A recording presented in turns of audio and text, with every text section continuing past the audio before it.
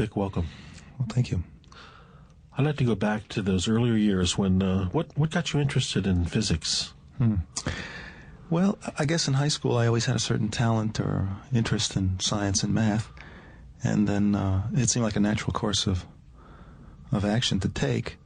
And also, to be honest, there was a funny sort of reaction I often had to the humanities. It seemed like, well, those questions were so vague or they were so indecisive. The answers never seemed clean and certain. But it's curious because now I find myself worrying much more about those sort of issues. The physics, not that it's easy by any means, but it's relatively neat and clean, and the edges are fairly sharp. But the really important questions often don't have one simple answer. And so it's fairly curious that I shied away from that area, but fortunately, since I did a liberal arts undergraduate education, I was given a nice introduction to it, and so it was in some sense a real nice preparation for the kind of work I'm doing now, which is to try and make real serious bridges, non-trivial connections between, let's say, physics and Buddhism, physics and Jung.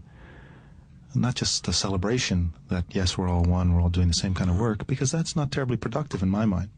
It's fun, maybe, but it's not productive in the sense that it helps any of us go more deeply into ourselves, or it's of direct help anyway. Or does it help shape the course of scientific research either? So it's a fairly serious task, and one that I'm hardly able to consider worthy of, to try and make fairly significant connections, but that's my goal anyway. When you were a graduate student, you had an experience occur and kind of led you to start thinking a little, sort of broadening your horizons as far as physics were concerned. What was that experience?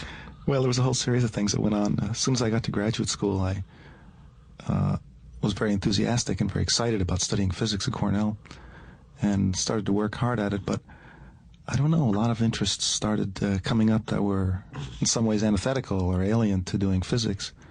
Next thing you know, I bought a motorcycle. I started getting involved in political action. That was the mid-'60s.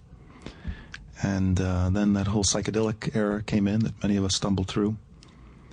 And then I was fortunate to meet a man who owned a bookstore in Ithaca, Anthony Damiani, who didn't fit my idea of what a teacher in the best sense of the word should be.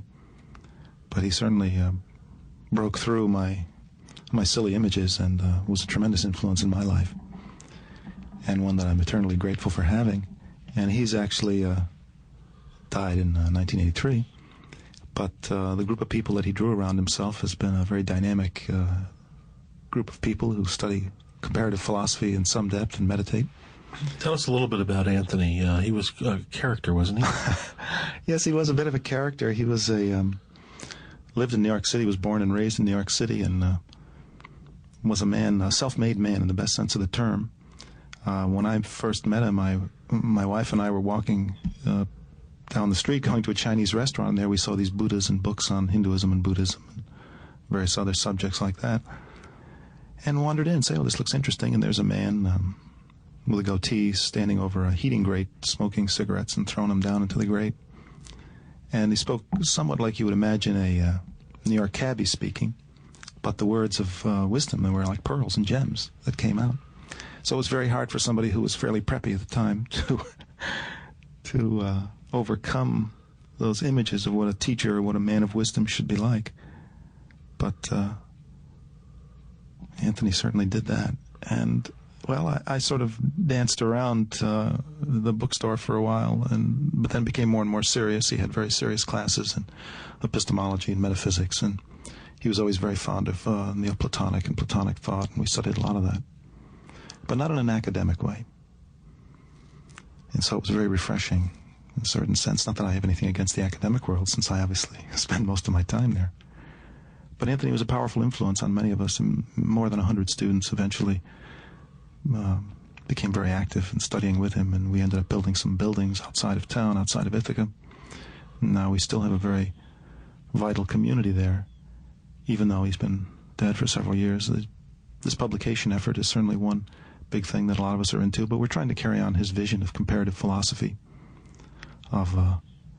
Anthony would probably be someone that you would categorize as a comprehensivist as opposed to a specialist. Oh, for sure. Sure. He certainly wanted to appreciate the depths of